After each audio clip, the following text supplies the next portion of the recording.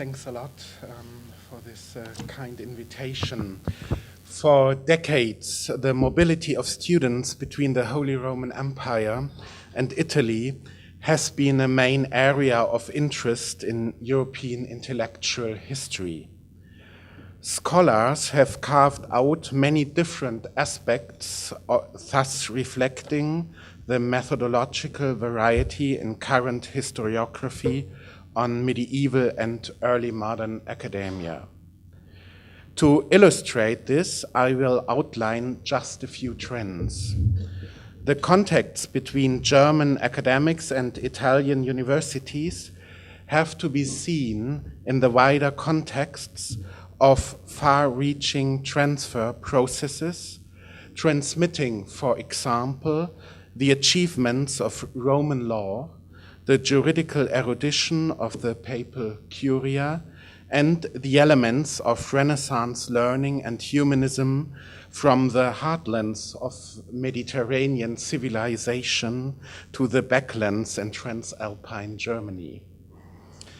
Not only did the Peregrinatio Academica to the Apennine Peninsula give access to advanced intellectual training for individuals, equally, it provided its beneficiaries with a specific function for contemporary society. The German protagonists of Italian higher education acted as cultural brokers, as service agents of intellectual experiences and values. They were instrumental in the communication between the South and the North. Different social groups promoted these exchange processes. As a first group, the graduates of the law schools in Rome, Bologna, Padua, Pavia, or Siena, the most prestigious universities in old Europe, can be identified here. A second group was formed by the humanists. They were attracted to the Bonae Artes, thoroughly cultivated on Italian universities since the first half of the 15th century. A third group can be found in the monastic milieus, Benedictines, Franciscans, Dominicans, and later on Jesuits set out for Italy in search of spiritual experience and academic knowledge. After returning to their homelands, many of these Italian-trained jurists, humanists, theologians obtained prominent positions. They gained influence in the governing bodies of both spiritual and temporal powers. Church and state welcomed them as periti in the ecclesiastical administration on all levels, at the princely courts, in the different branches of imperial jurisdiction, and, last but not least, in the ranks of local government. Universities and institutions of higher learning, the medical societies, and other forms of learned corporations should be mentioned here as well. Systematically, they recruited experts from academics with Italian backgrounds. With regard to the general theme of our workshop, some questions will arise. How does intellectual history contribute to our understanding of the relations between the papacy and the local churches in early modern and modern times?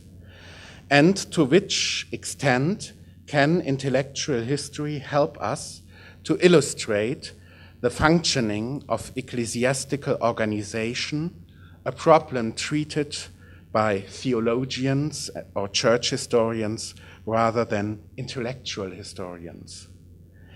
In my paper, I will argue that traveling to Rome and Italy, causa studendi, was a substantial factor of ecclesiastical life in Transalpine entities. It profoundly shaped the institutional landscapes of the Catholic Church from the 16th century onwards. In short, my argument will deal with the academic careers of early modern episcopate in Italy, particularly with those of German bishops. In a wider sense, the following reflections will show that the imperial church, or Reichskirche, was much more integrated into the social framework of the universal church than it has previously been acknowledged by modern historians. Conventional wisdom holds that the Germania Sacra was a national church separated from Rome. Some argue that the Reichskirche displayed a German version of the Ecclesia Gallicana, the key model of nationalized ecclesiastical existence in early modern Catholic Europe. In my opinion, the peregrination of bishops and high-ranking prelates to Roman and Italian universities worked to counterbalance these tendencies of regionalization. Amongst the German high clergy, it helped to establish a sound balance between national identity and global awareness. Studying abroad created a sense of Romanità, a spirit of Italianità. If not more, it fostered a connection which can be described as a kind of ultramontane interconnectedness. The term ultramontane will be used here despite the fact that it is generally associated with the highly antagonist church-state relations during the 19th and 20th centuries. From the perspective of intellectual history, the term has a broader meaning. From the Roman or Italian point of view, all students originating north of the Alps were ultramontani. For example, at the medieval University of Padua, the academics from the Holy Roman Empire formed an autonomous corporative body called the Universitas Ultramontanorum, as opposed to the Universitas Citramontanorum, which was primarily joined by students of Italian origin. Even the Roman Curia used the word in precisely this sense.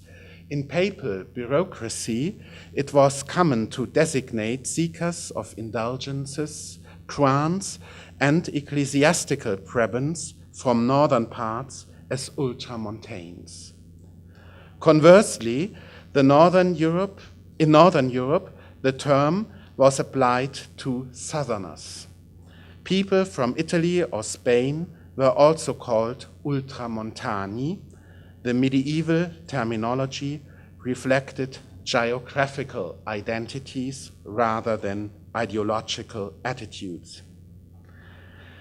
In the 16th century, things began to change dramatically.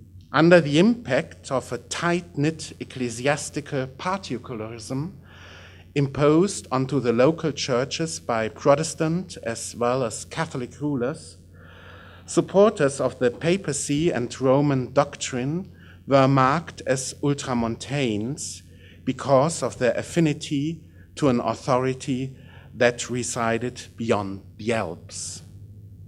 A soupçon général now cast a shadow over outspoken adherence to the Holy See.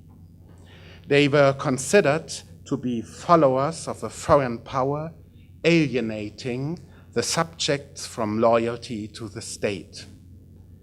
This was especially the case with France and the Holy Roman Empire, where Gallicanists and Febronianists emphasized the competences of the temporal prince in spiritualibus, with exclusive responsibilities for regulating almost all sectors of the church. Regarding academic education, the remarkable swing in ecclesiological thinking had far-reaching consequences.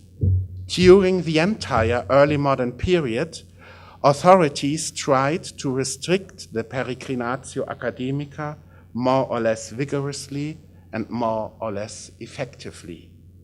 For sure, these developments evolved from general trends. When governments forced their subjects to study at home, if there was a relevant institution of higher education, this happened as a result of rising state power in absolute monarchies.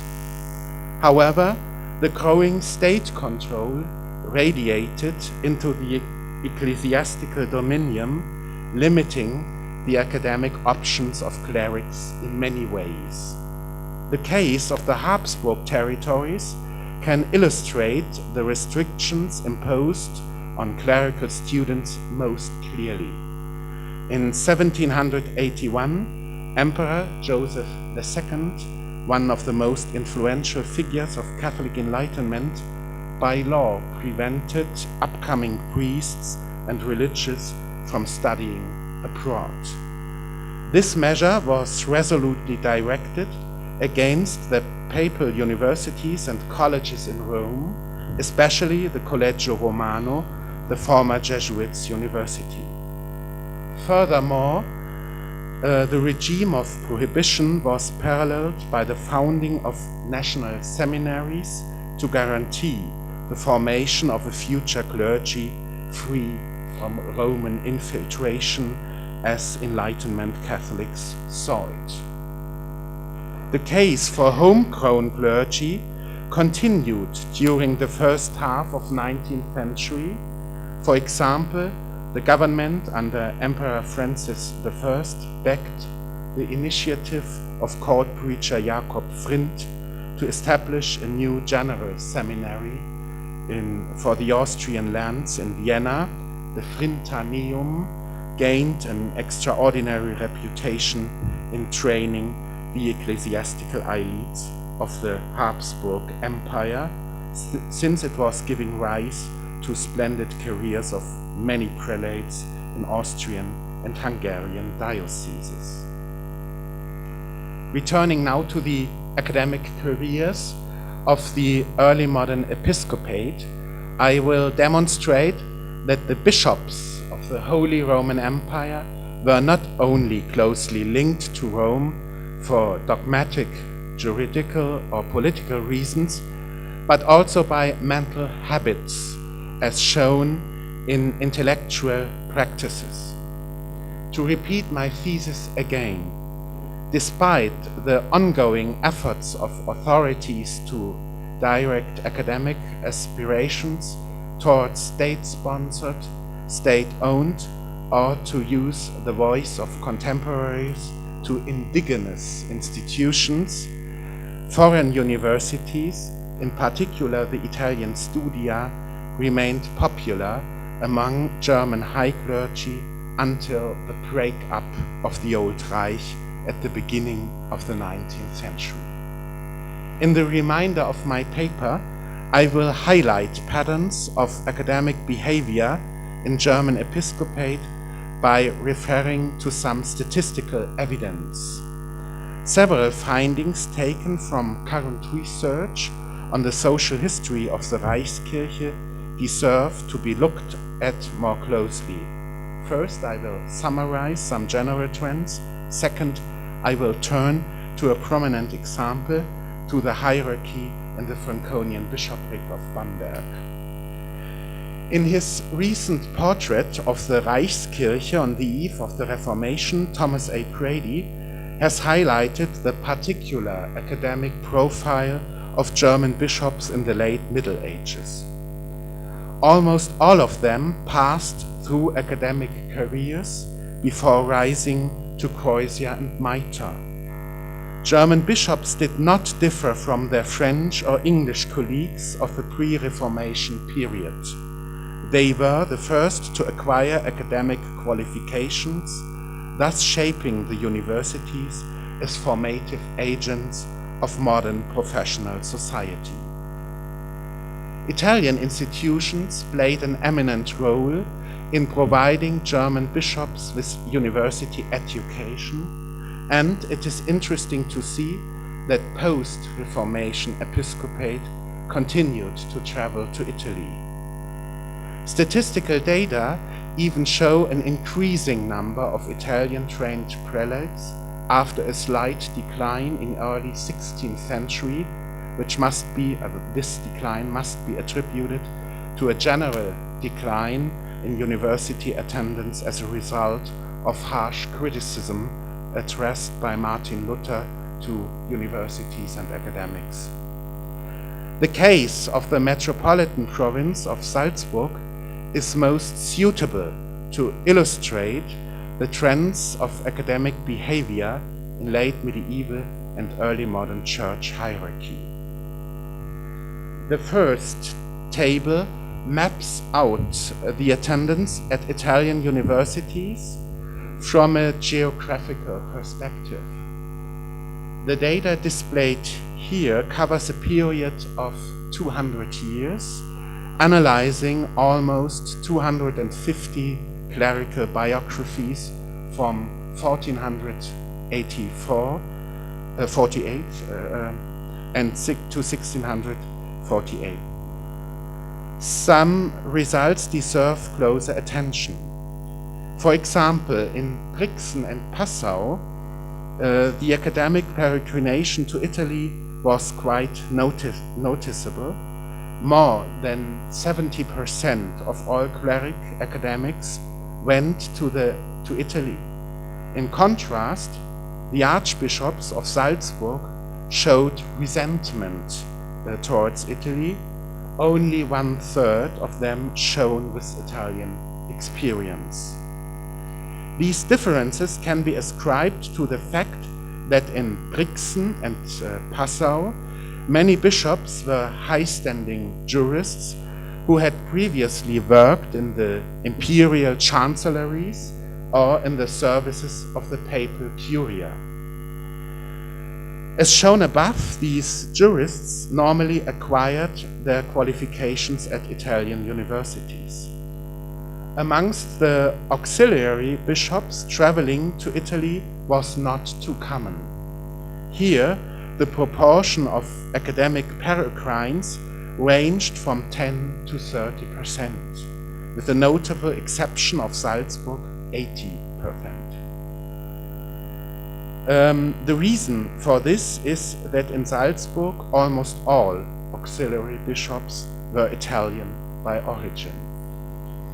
Equally, Italian graduates had a strong position amongst the appointees to the Mediatbistümer, whose holders did not have any political power, in contrast to the prince bishops, who exercised temporal and spiritual jurisdictions as well. The number of academic peregrines was exceedingly high in Chiemsee, Lavand, and Gurk. Lower but still significant figures were reached in Vienna or Seckau. Here, the situation echoed that of Brixen and Passau. The holders of the smaller bishoprics in Austria and Bavaria were frequently chosen from a professional background, implying a solid juridical education. Many of them came from law faculties. This was especially the case in Chiemsee, where the bishops were often identical with the jurists of the highly prestigious University of Ingolstadt.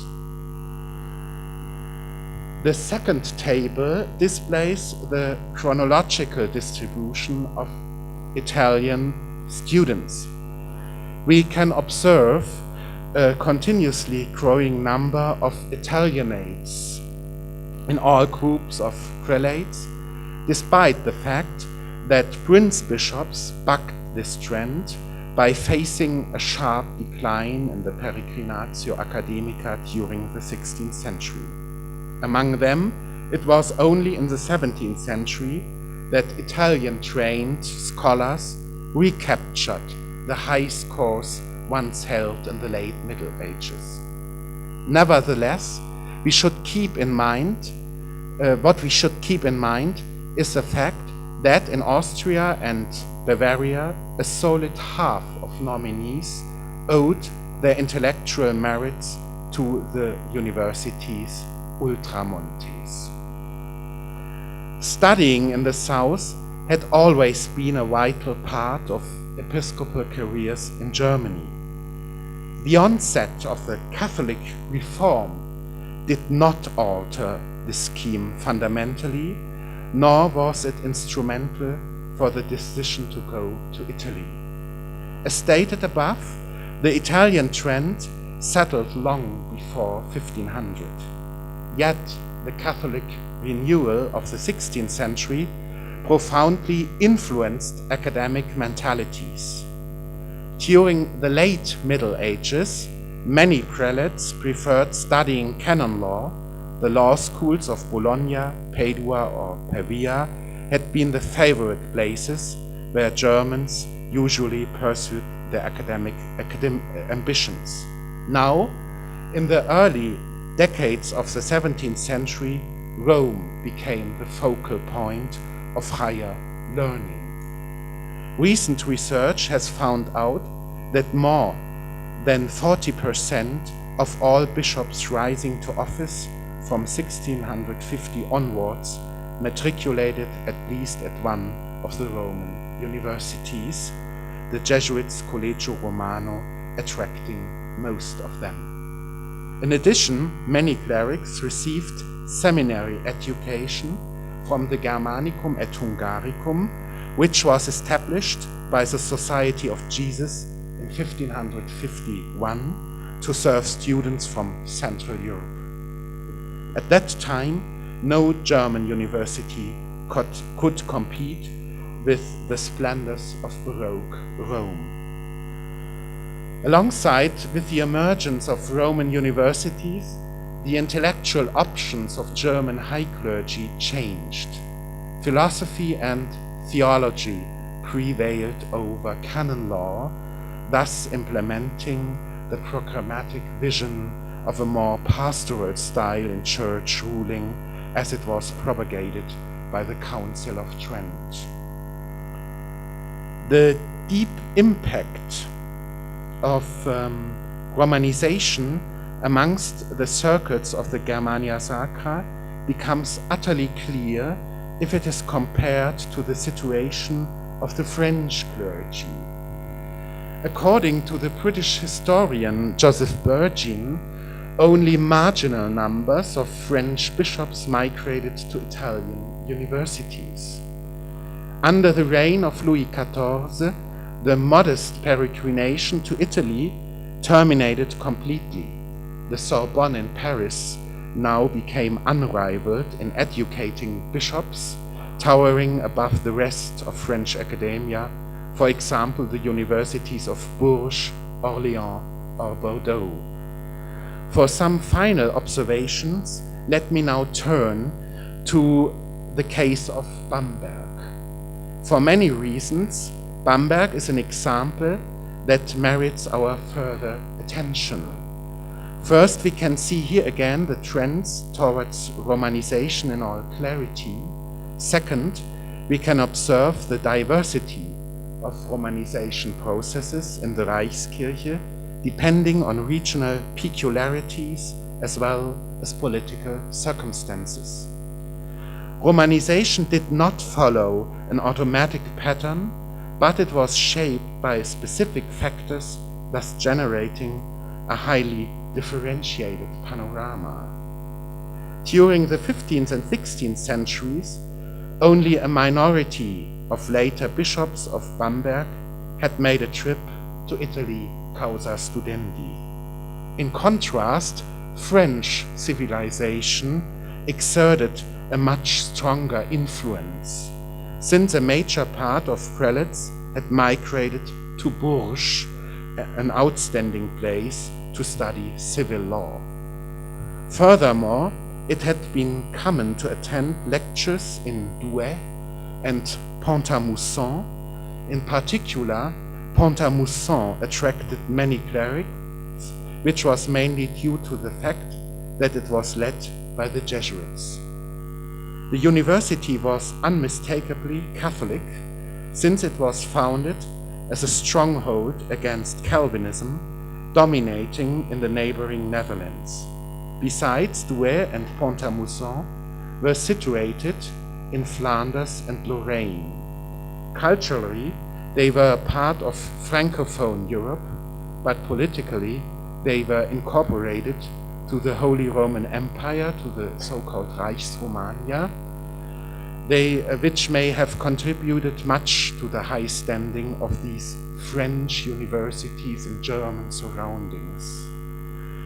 It is interesting to see that Douai and Pont-à-Mousson lost attraction at the very moment when the French crown definitely took over the rule in Flanders and when the influence of Paris became decisive in the Duchy of Lorraine. As a consequence, things began to change swiftly in the last decades of the 17th century. As the influence of the universities situated in the Reichsromania lessened, the impact of Rome became stronger. Peter Philipp von Dernbach, this one here, was the first graduate of the Germanicum to become Bishop of Bamberg, being elected in 1672. With him, an old boys network of Roman students came to episcopal dignity and continued to remain in office until the end of the Holy Roman Empire. Almost all of Dernbach's successors were former alumni of the Germanicum, or at least of some other Roman seminary. Among those, the most ardent proponents of Catholic Enlightenment, like Adam Friedrich von Seinsheim or Franz Ludwig von Erthal. That Bamberg became one of the most important capitals in Baroque Germany, this was also due to the substantial Roman experiences of the bishops. On the religious, cultural, and academic fields, they invented traditions based upon Roman and/or Italian models. Unmistakably, the architectural heritage of the city of Bamberg was influenced by Roman ideals, as it is demonstrated by the example of the Jesuit church in Bamberg, one of the most intriguing variations of Rome's Il Gesù in German territories. You can see it here. To conclude now, in Bamberg, Romanization was not immediately promoted by the Tridentine reform of the 16th century. The trend to Rome emerged as a product of the 18th century, on the one hand corresponding to a relatively late acceptance of Catholic reform in the Franconian bishopric. On the other hand, responding to a dramatic shift in the mental maps of Franconian nobility, whose sons used to fill the ranks in Württemberg and Bamberg. You know all the names, the Frankenstein, the Guttenberg, the Schönborn, and so on.